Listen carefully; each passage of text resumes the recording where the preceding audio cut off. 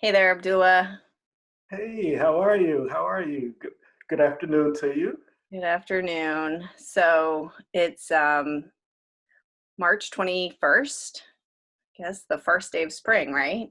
It is. It is. And I'm here in Washington, D.C., where it's overcast, a lot cooler than yesterday, um, and quiet outside. How is it there? So the sun has appeared. I haven't stepped out yet. So I'm at least happy to see the sun because the feeling was starting to be a bit gloomy, cloudy, and just overcast, and that doesn't help the mood. So I'm glad to see the sun. Yeah, makes a big difference. So here we are in the era of COVID-19. Our country is in crisis. What's it like there in Philly? Are you guys sheltering in place, or what's the latest? Yeah, so for the most part, people are sheltering in place. The streets are relatively quiet. You don't really see people um, out and about, except for like the supermarkets, which obviously the irony is that they tend to be crowded, but the things that people go for are not available. So Hmm. but yeah, that's the common experience, no matter what market you go to. But other than that, people seem to be taking it seriously. Of course, Philadelphia is the incidence of people who have contracted continues to rise, as is the case in the adjoining county in Montgomery County, which is like the epicenter for Pennsylvania at this time. So people are beginning to really take it seriously. Yeah, well, that's good, I guess. Good that people are taking it seriously anyway. How are you feeling? So I'm feeling pretty good. I, it's interesting. I was watching a news newscast the day before yesterday, and during the course of the broadcast, the anchor mentioned or did a story about MANA, which is a volunteer organization that is trying to create or provide meals um, for the vulnerable population. And I actually contacted MANA with the hopes of trying to see what I could do to volunteer. They were saying that they had a shortage of drivers to deliver meals. And so, of course, I figured I do have a car, I do have the time, and it's just a matter of gas, right? So certainly I can volunteer to do that. And I went through the process of finding their information, contacted them, shooting an email, and I get a response that had like the protocol for being able to volunteer, and part of which was like a background check. And so it was like, wow, it was so discouraging. Obviously, as a person who is a former life sentence child, just released a little over 2 years ago, um, and the fellonism and stigma of being a former life sentence child just seems to follow you everywhere you go, even when it comes to like volunteering services to those who are needy. So that was a bit discouraging, but it's unfortunately our reality. Yeah, it's outrageous. Absolutely outrageous that people who want to help in this time of incredible need would be turned away. And Indeed. that, because of something that, you know, something you can't change that happened decades ago and that doesn't define the human that you are. I will say I have found myself extraordinarily appreciative of you and other people who I get to be proximate to through this work, through through our work at the campaign. Um, I'm finding this time really hard. Just all of the stress of, the uncertainty of how long we're going to be social distancing, what the impact of this is going to be. how the illness might affect my family, people who are, my parents who aren't nearby, my, friends who are in more vulnerable categories. And of course, people in prison and, in a setting that they can't control. And, just a few blocks away is the DC jail. I live, 5 blocks from the DC jail, where there are 65 people who've been quarantined because of exposure to a positive case of COVID-19, and the mayor's unwilling to consider releasing anybody, even though we know there are people sitting there who pose no risk to society. I'm stressed about the impact this is going to have, long term. It's, my overall anxiety is just extraordinarily high right now.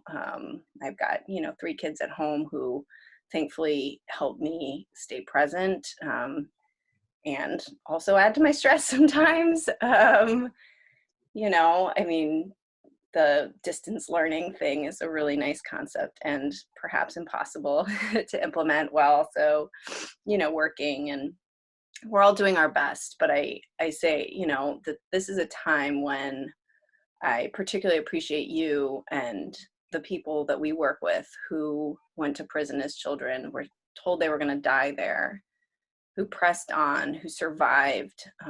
You all have enriched my life in so many ways through your courage and resilience. And it's times like this when I really appreciate what you survived and how resilient and resourceful and courageous you were to get through it.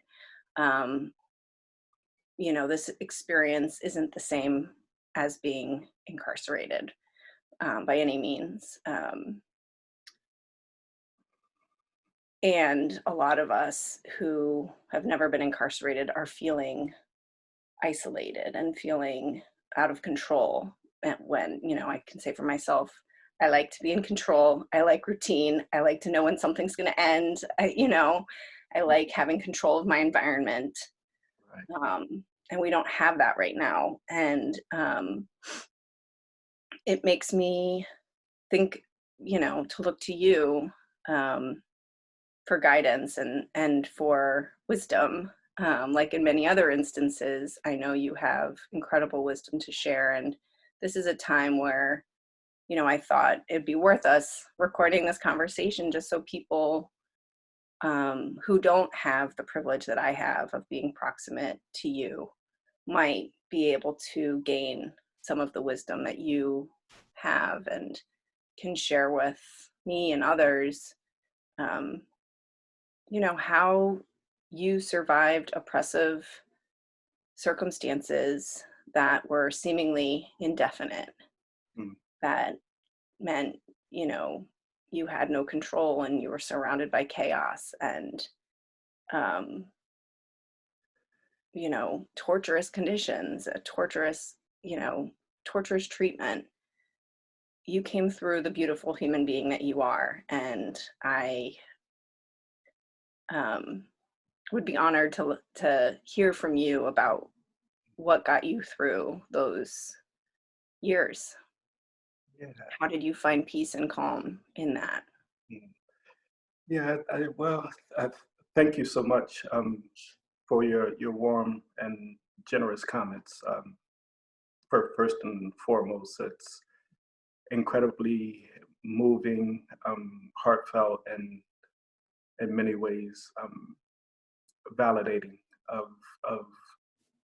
not just myself, but who we are as human beings, and just the willingness and the ability to see the fullness of our humanity, which often isn't our experience, certainly while on the inside, and even unfortunately when released. And so the characteristics of kindness, compassion, and empathy that you just constantly manifest, not just to our community, but just indicative of who you are as a person, is deeply enriching and rewarding in ways that you can't imagine. That being said, there are certainly certain parallels um, that exist between like what the responses are out here and what they are on the inside. There's certain things that are just remarkably similar. Um, I just recall whenever there was a crisis, although not perhaps as serious and as widespreading as COVID-19 is in the present moment, the reaction was usually like a overzealous, I might say, um, survival hunt or treasure hunt, as it would, just to trying to prepare like a survival kit, right, to kind of like weather the storm.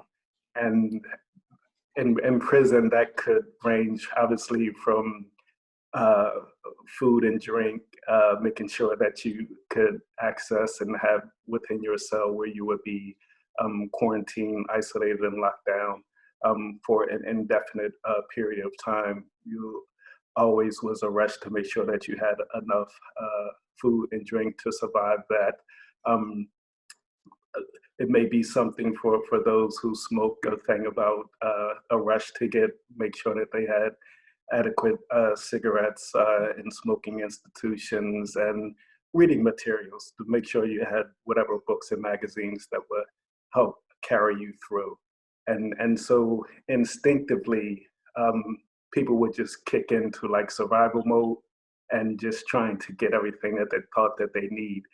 And the more that these things happened and occurred, you could tell those who unfortunately were convicted or sentenced or served a lengthy amount of time versus those who haven't, because it's almost like that rookie versus the,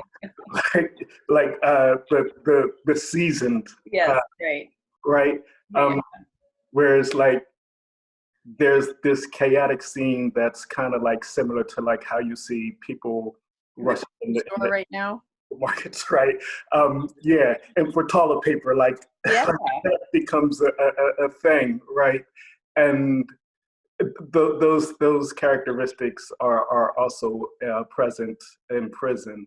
But the more seasoned, those who have unfortunately served more time begin to realize that it's okay, there are certain essentials that you really do need and other things that you really don't.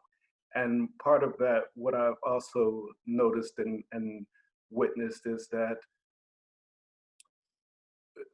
almost like it is here, even though we look at and often see publicized like acts of survival where people are trying to fulfill whatever they think that their basic needs are. Um, there's also this underlying reality of just generosity of spirit and kindness that often goes under under published, I guess you could say, for lack of a better word. And it's the same in prison, where you have individuals who realize that there's a hardship, that people don't have the same degree of access to means even in prison.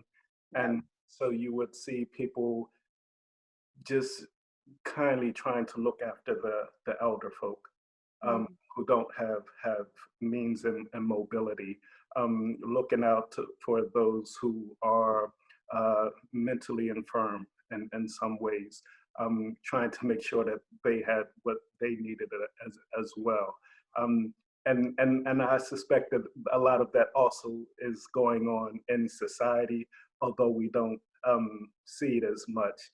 And so as an individual, getting to the essence of your question about like survival techniques and how we came through that unscathed, to a certain extent, it's that faith and belief and connection to not just shared misery, but shared responsibility that we have to one another.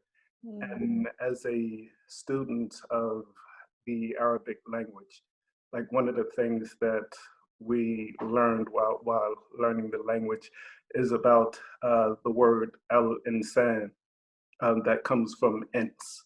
And the Arabic translation of that is mankind. So the etymology of the word ins is that of mankind, and it means to be sociable. Mm. So mankind was called al-insan because of the social nature that we have as the characteristics that we have as human beings. The need to be social creatures. We are social creatures by design, and we are affable to one another. And so the very essence and nature of who we are as human beings is to be affable and social. And one of the things that is interesting to me is how the prescription for dealing with the coronavirus is social distancing, right? And social distancing itself goes against the very nature of who we are Mhm. um, as human beings. And so as I think about that and I understand the reasons behind it, I just wonder if there's a way to flip that on its head. And instead of social distancing, um, distant socializing, Mm. so that we stay true to what our nature Mhm. is to be social beings, but just doing so from a distance. And it may seem as if it's a play on words, but when you say to, I don't know, when you say that you're social distancing, right? That creates a certain psychology. Um, Mhm.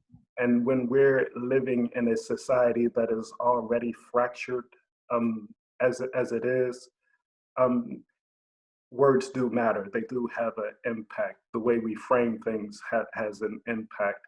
And so, yeah, I would certainly like to see that in the reverse because it also calls on us to act with Remain social. exactly, Yeah. exactly. Remain connected. Right. And Right. indeed. Um, yeah, and so yeah, and in short, that's what I think it is. It's getting in tune with the nature of our creation, which is about being social individuals, being affable, being magnanimous when that necessitates so, and just being generous. Kindness in spirit as well as in terms of wealth and possession, right? And Mm. looking out for those who are vulnerable, and just calling on the better nature of who we are as human beings. That's always the lesson, whether outside or inside. And so yeah, that's what I would just add about just the Beautiful. nature of who we are. That's beautiful. I love that distant socializing.